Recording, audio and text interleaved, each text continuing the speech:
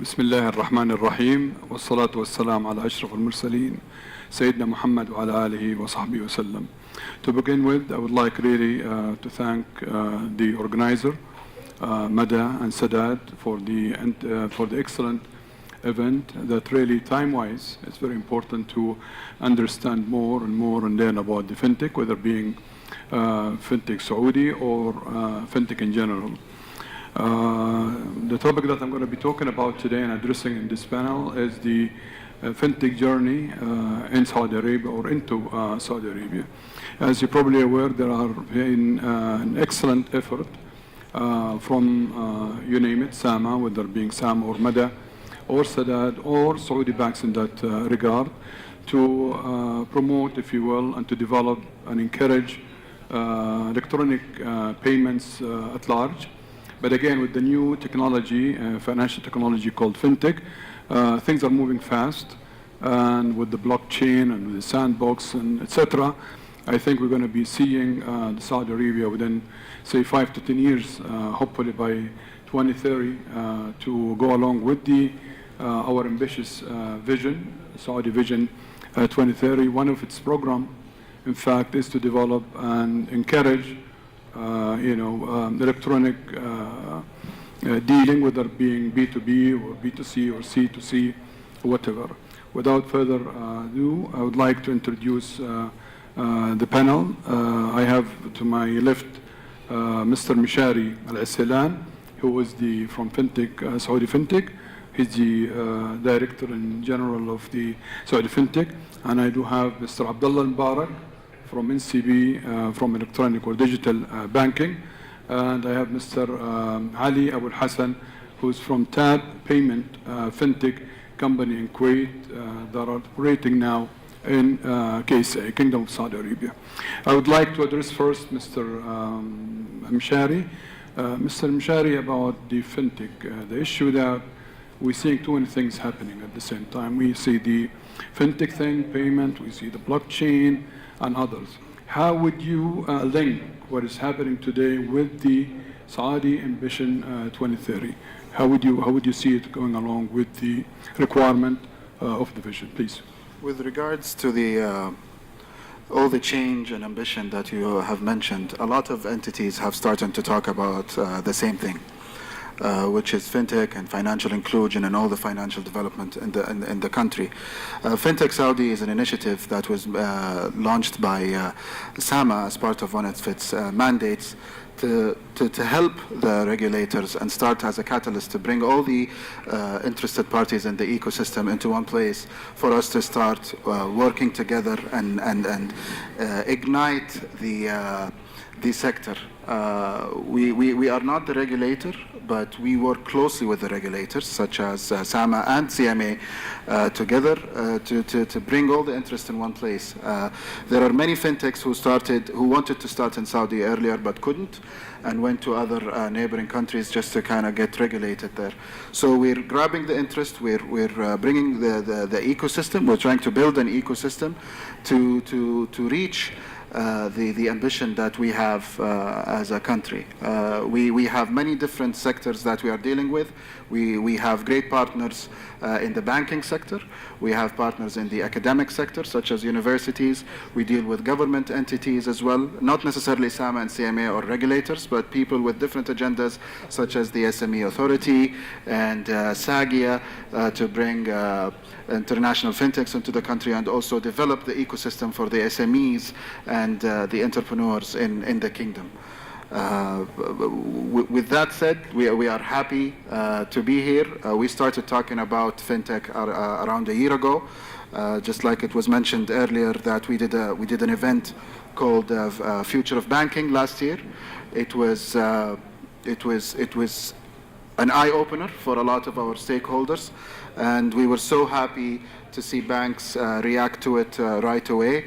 NCB was one of the first banks to actually take initiative and get involved in this new movement.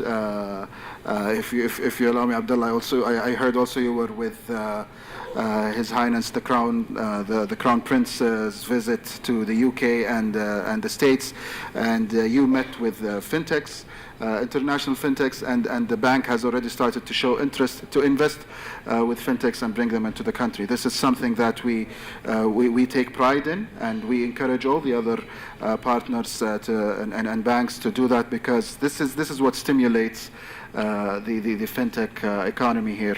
And if you look into the vision of the country, such as the financial inclusion and all the other financial targets that we have, fintechs would be the most flexible and fluid participants within these goals, because they operate in a different norm compared to what we are used to in the financial sector. Excellent, thank you very much. I highly appreciate that when you mentioned you're not a regulator, but you platform, right? Yes. Platform. In other words, you don't issue a license, but you help people in getting engaged into fintech, right? We try to educate the educator. We try to do everything. Are you acting like a sandbox in a way? We help the sandbox. We are not a sandbox, but we try to bring all the interest. We understand. We become the voice of the entrepreneurs, the fintechs, or the SMEs within the sector to deliver to the sandbox and help them also accelerate their regulations, because we have a lot to catch up with. But the opportunity is in front of us, so we have to do something. I will come back to you with a question. How would you help? What sort of support do you provide? Sure. Mr. Abdullah, hello again. What made NCB interested into diving into the fintech market? Absolutely. So just take a step back. NCB has always been very much on the forefront on technology. We believe it really helps us deliver value to customers. Over the past, I would say, 5 years, we have embarked on a journey to digitize our services and really push digital transactions. Just to kind of give you an overview about where we are today. Compared to 5 years ago, today only 4% of our transactions happens in the branch. The rest happens digitally. We were able to expand our branch network by around, I would say, 70%, with zero increase in FTE. That's heavily supported by FTE meaning? The manpower, which is heavily supported by our digital migration and digital efforts. But the bank doesn't want to stop there. So in addition to doubling down on our mobile and web platforms, we want to start looking into the future and figure out how can we be a meaningful player in the fintech industry. So towards the end of last year, a new unit was created, which is Digital Ventures. The main mandate of this unit is to explore and focus on fintech opportunities. We think fintech, whether it's developing in-house or partnering with great local partners or international partners, really help us penetrate new segments and satisfy and delight customers in various ways. So we're betting on this vertical, and we're really happy and excited by all of the support that we're seeing from SAMA, whether it's from the Saudi FinTech Initiative or the Sandbox Initiative. So it's a really exciting time to be in the industry, and we look forward to be a meaningful player in it. Could I say you are a fintech bank one day, or you have an arm called a fintech, NCB fintech, whatever?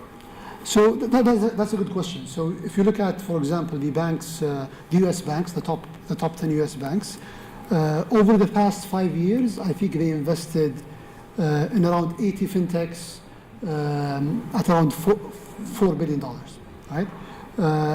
So there is different models to partner and kind of participate in this industry. Some people do acquisitions, some banks actually partner, some banks develop it in-house, and some banks create dedicated units, such as Citi, for example. They have a dedicated that Citi fintech. So what's NCB? Our approach today, we're in the design phase of the unit. our first partnership, which was announced a few months ago or a few weeks ago. Is it a secret or it could be No, announced? actually we announced it. So we're partnering up with SumUp. It's a UK company? It's a UK company. It's a mobile POS solution. It will help us penetrate the SME market. And the reason that we chose that model is because it ensures a win-win situation for the fintech and the bank. So that's why we chose that model specifically. We're open to different models and different partnership models as we develop our strategy and understand better the players in the market. Okay. Mr. Ali, hello again. Hello. A Kuwaiti company, what made a Kuwaiti company interested in the Saudi market, especially in zero-in on the fintech issue? Although it's a pleasure for us being a GCC member. Bismillah ar-Rahman ar-Rahim. First of all, you need to understand the market of Kuwait. We're very much cashless oriented. So this is a habit that has been already a trend. This is where in Kuwait? I'm talking Kuwait in general. Do you have a percentage, by the way? What's the cap, non-cash? According to Visa reports, Kuwait is in the top 5 countries globally, cashless versus cash. Okay, good. I was surprised to see that also. Oh, okay, good. So I knew that it was high, but not in the top 5. Of course, we're talking per capita. So just to get a sense of things, when we started at the time in Kuwait, we were the first fintech company focused in online payments, working in collaboration with banks. What we believe in general, fintech, we believe banks are also fintechs. Okay. The only difference is the fintechs that are like us, that are emerging today, are the fintechs of the 21st century. We're specialized, we're focused on specific lines within the fintech ecosystem. Being focused on payments, our interest is in simplifying payments in general, and our first step is in online. Why we are here in Saudi, we've been actually piloting for some time, but after Sometimes meaning? It's been over a year. Over a year? Okay. Yeah. That's considered a short time within payments, in general, the financial industry, if you want to be following all the compliances and all of that. But we believe the major shift happened when the Q4 change in the structure of direction for payments within Saudi was announced, with Meda going in with Sadat, moving out into an independent company rather than being under Sama. Those are big changes. Having Meda being enabled online, which is the debit network of payments here in the country. Sadat, of course, has its solution as Sadat account, which has been released for the past few years, I believe 2 or 3 years ago. It is a good transition to prepare the market into enabling people to accept debit transactions. Of course, coming from Kuwait, we come from a market where debit has been enabled online in 2001, so that's over 15 years ago.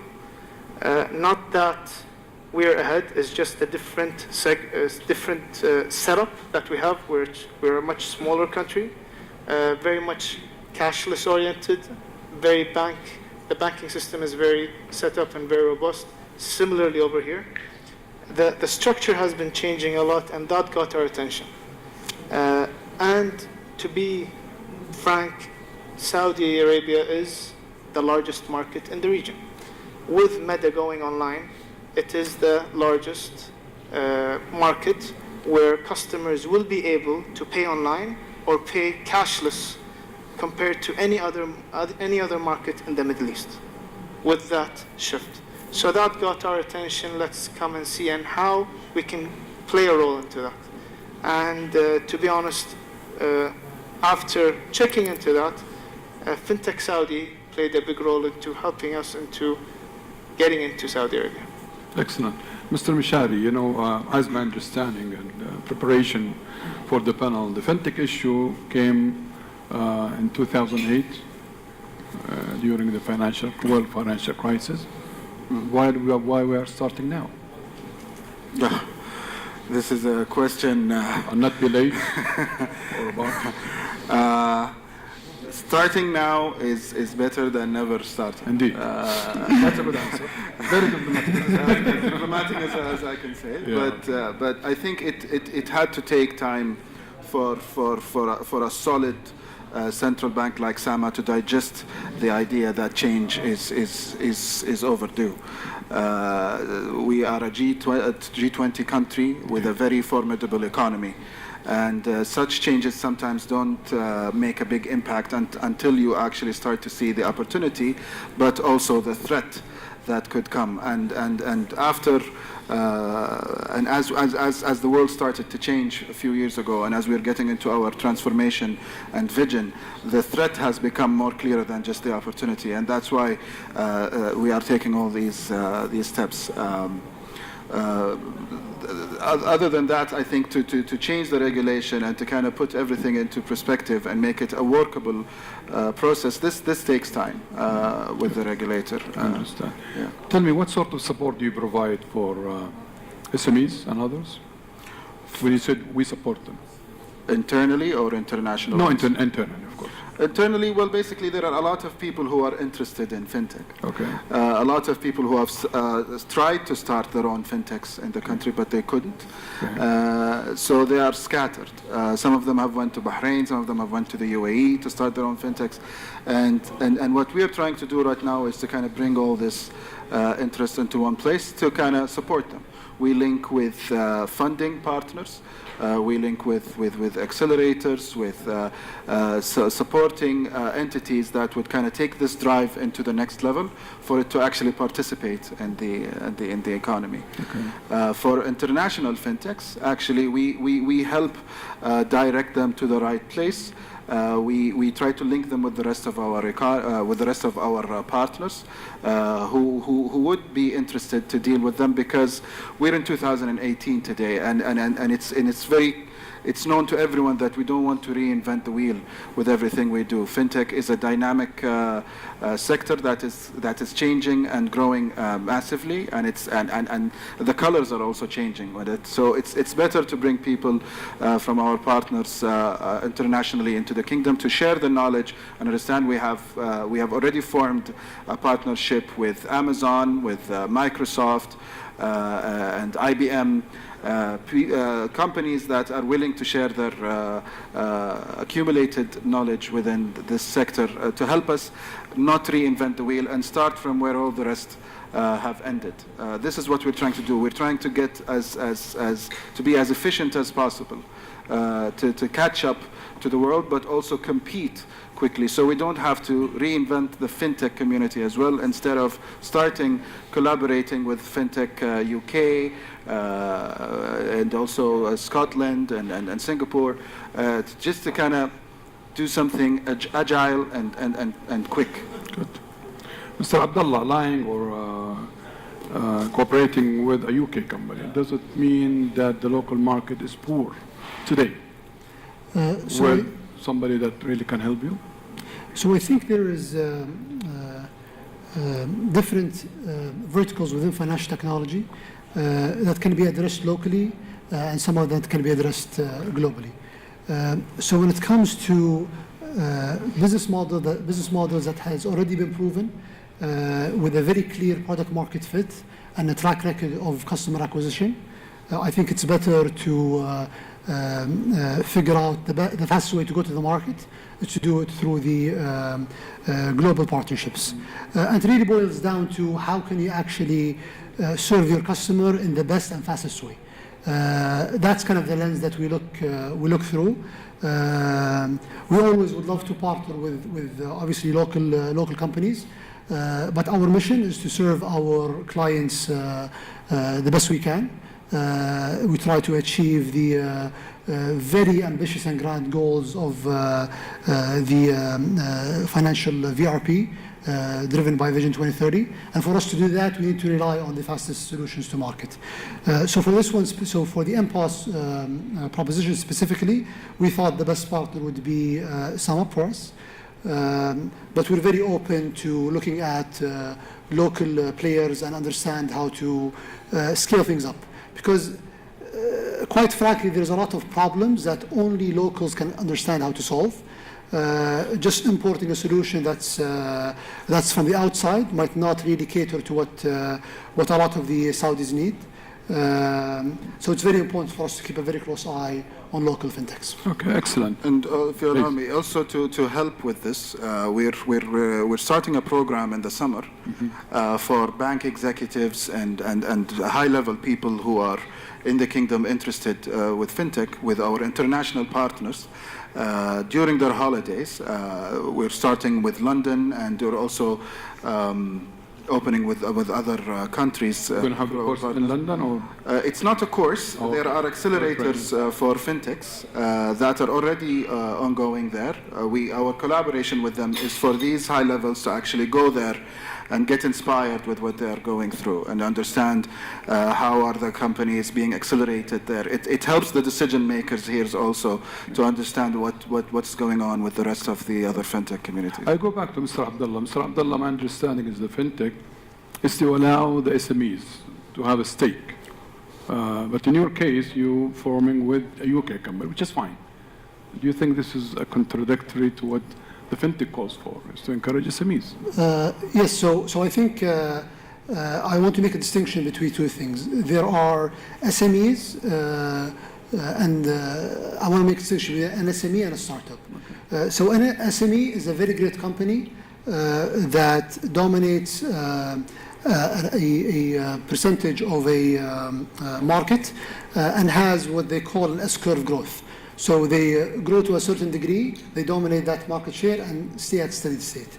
Startups are the companies that grow very exponentially and really help dominate 80% of a subsegment. A classical example would be, for example, a very good, let's call it a burger chain, that would be an SME. But a Kareem, that's a startup. So the trajectory of the growth is very different. So for us, we want to support SMEs as well as startups if we can. But our proposition with SumUp specifically is to help SMEs and micro also merchants, freelancers to accept payments. Today, actually a very interesting story. So when we had SumUp visit us over here, we took them to the honey market in Jeddah. And we want to see the small merchants there. We walked in and we did kind of a quick survey. So we asked them, how many customers buy from you every day with cash? They said around 10.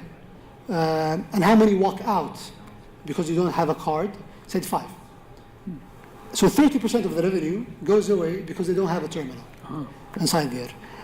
And the very interesting thing about a use case such as the honey merchant is the ticket size is high, so it makes sense for people to use, the preferred method for people is to use a card, but from a traditional banking perspective, it does not make business model sense to give them a traditional POS.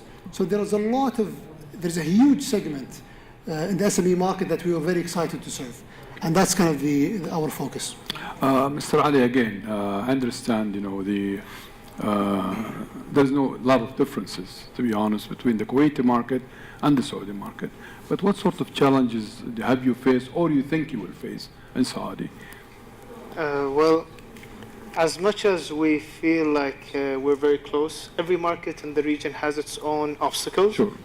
The most common obstacle that we have here in the region is that where every market is exploring the right direction to regulate 21st century fintechs. Each market is taking one direction, putting it in a different formula, a different way of approach. Over here, what we've seen is that there isn't struggle, it's more just exploration. What is the right way? Listening, that takes time. When you come and listen to what is going on in every different market. What is the right approach for the local market here in KSA? Those type of discussions take time. exploring the right direction. So those are the biggest obstacles, I believe. Other than that, coming in and taking the direction of Fintech Saudi has allowed us to reach out to different players in the market, mainly banks and regulators, in order for us to present ourselves and communicate what is our product offering. Being focused in online payments and primarily in SMEs, we have actually opened up the eyes of the players that we've sat down with and showed what we've actually achieved here in the region, which is similarly can be achieved over here in a localized way.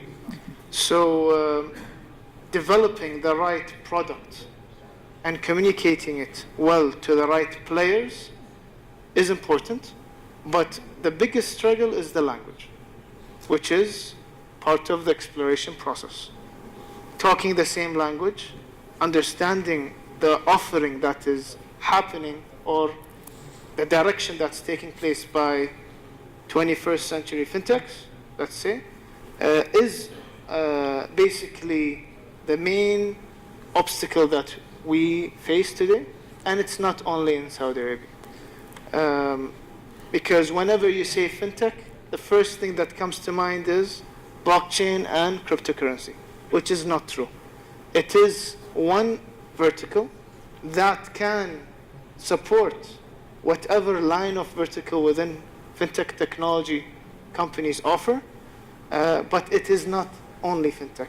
Fintech can be put down into many lines, whether it's investment tech, reg tech, insure tech, payment tech, and it's endless. That's what I mean by when I first started, fintech 21st century is specialized, and it's very wide, and I believe it's even being explored globally, not only locally. Good. Now I come to the tricky and difficult questions before I open the floor for Q&A. For more technical questions. Okay. The thing there, I have a concern in mind. The same question will be to all of you, is the awareness part. When I say awareness part, to the person, normal person, just like me. Because before I came here, I did a lot of study, and then once I leave the room, I'll forget everything. وشكرا للأخ زياد, you always teach me in that. The awareness part, I think it's difficult. It's a tricky thing. Are we doing something about it? Because you hear a lot of jargons today, blockchain, sandbox, etc. This is one. Second, is our core system today ready to deal with fintech? Especially when we talked about, this ISAD, isn't it? Okay. If I go to the core system, the Saudi core system, would he accept fintech and ISAD, or would he still insist on papers, please? Very tricky, is it? Difficult? Okay. From an awareness point of view, yes, I think it's important. Awareness, we are one of our main purposes and biggest objectives within the next 6 to 9 months is to increase awareness as much as we can. Okay. Are you doing something about it? Currently, we are doing awareness sessions internally. The first one we did was in Sama, to kind of raise awareness within, and then we started doing awareness sessions with other partners. These awareness sessions are more specific towards the entities that we are doing it in. A couple of days ago, we did our first public awareness session, which was called Fintech 101. Okay. Public mean to public. People who are registered with us on our website, community website, they have been invited for this public session. Okay. It was a 101 awareness session, but we were surprised that most of the people who were there are actually very familiar with what fintech is. This is what I'm saying. Because they were interested and they were part of our community. So we're looking now into doing, we're expanding on our awareness on how do we want to do this across the country, not just in Riyadh, and also do awareness sessions more towards the people who are already familiar with fintech, but something with understanding what is their needs and how do we kind of bring that into the regulator and show it to them in a way that kind of make things easier for us to move forward. With regards to, we have much more when it comes to awareness. We deal with so far with almost, I think, 8 universities and we're going to utilize them to also raise awareness within the student levels, going all the way back to schools. But this is going to take time, as you mentioned. We are utilizing social media and all the channels that we can use to raise awareness as much as we can. And like I said, this is our first focus before we start getting into business. With regards to your other questions, such as Are you aligning with the court system? are we ready? No, with the court system. Are you doing something in the court system? Our court system, so to accept fintech operations when it comes to dispute or anything of that regard? The legal, The legal system. we haven't gone that far, but it is a part of, because right now we're talking from a regulation point of view when it comes to fintechs. The disputes and all the legal issues, these are initiatives that are being handled from other entities. That is that covers all of the SME world. Because I think the legal disputes between SMEs goes beyond fintechs, and there is much bigger issues in other sectors at this point. No, what I mean, Mr. Mishar, if I have a problem with an operation, fintech related operation, and I go to our court system, despite the fact that really our court system is really, tremendous improvement. Yes. We must admit, is our legal system, our court system, will deal with the fintech operation. Let me put it this way. Yeah. If fintechs are legal and licensed to work in Saudi, they will deal with it just like they deal with any other That's enough. business. That's a good answer. Yeah. Abdullah, I'll come back to Abdullah. Now with this all KYC and AML and all of that, I'm glad to hear some digital account is coming soon on the way. How would you deal with the KYC and the... So Osama is very strict. Absolutely. I think EKYC, to Mr. Ziad's point, it's a very crucial element of pushing the envelope in digital banking. A big element of the cost of acquiring or onboarding a client in startups is the KYC element of it. So I think it's a very important element. The good thing is our infrastructure that has been developed by ILM and the Ministry of Interior is far more superior than any other, than a lot of the systems. Are you connected with ILM, by the way? I'm not, but I'm a huge fan. I hope we do, because Yeah. it is things for us. Yeah, so I mean NCB specifically. So we deal with the ILM in a lot of verticals, but I think we have a very strong infrastructure that can help us build EKYC on top of it, much more advanced even than Europe. Mr. Ali, I'll end up with you. Is fintech part of the financial inclusion, or doesn't? It has no relation. I believe it is. It plays an important role there. Okay. It depends which vertical of fintech that entity would like to be involved in, and that's where it will be part of financial inclusion or not. Okay. Good. It plays a role into working with banks closely. It actually helps move cash into cashless in a big scale. That's what we did in the markets where we started. SME market was all cash based, and what we did is actually moved it into a cashless economy, getting it into the banking system, having it regulated, monitored, and clear for the central bank to actually know what developments are happening within the economy, and such things actually empower the economy to grow. And the more you go cashless, the faster the economy moves, the bigger the market grows, basically. If you give me just two questions, please. Just one. I'll take one from the male and one from the female. Male, anybody? No? Female? You sure? Someone right there. Could you raise your hand? I cannot see you. Oh, please. Fadal. Hi, good evening. This is Mark. Good evening, sir. Could you make it, the mic closer? Can you hear me now? Yes, go ahead. My question regarding to the sandbox. So, as I understand, I just need to confirm, it will be an integration area between the private sector and the MADA. This is what I understand regarding to the sandbox. Okay. And when it will be ready to implement. Thank you. Okay, the sandbox, it's about adjusting the regulations for fintechs to enter. I don't know, it has nothing to do with MEDA. The sandbox is an initiative by SAMA that is separate from Fintech Saudi. What it does, it allows new fintechs who are operating with different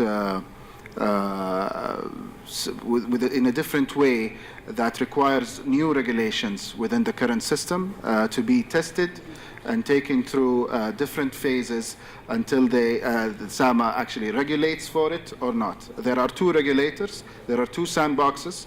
There is one for SAMA that is more towards the payments and lending and the authority on the territory of SAMA, and there is also the equity and investment regulation from the CMA. So each sandbox tests these new businesses or products to reach a level where it becomes actually regulated and the regulation becomes approved for the country. Okay. Female, last chance. Last chance. No way. Okay. I have to close. خليها في البريك عشان أنا مضطر أقفل طول العمر إذا سمحت لي. On your behalf, on behalf of the organizer, thanks all the panelists, Mr. Ali, Abdullah, Mr. Mshari, and thank you for listening. And hopefully, inshallah, we'll see, Saudi Arabia within 2-3 years from today. Fintech-oriented, blockchain, all of this, beautiful things. Inshallah. شكرا جزيلا. السلام عليكم ورحمة الله وبركاته. عبد الله.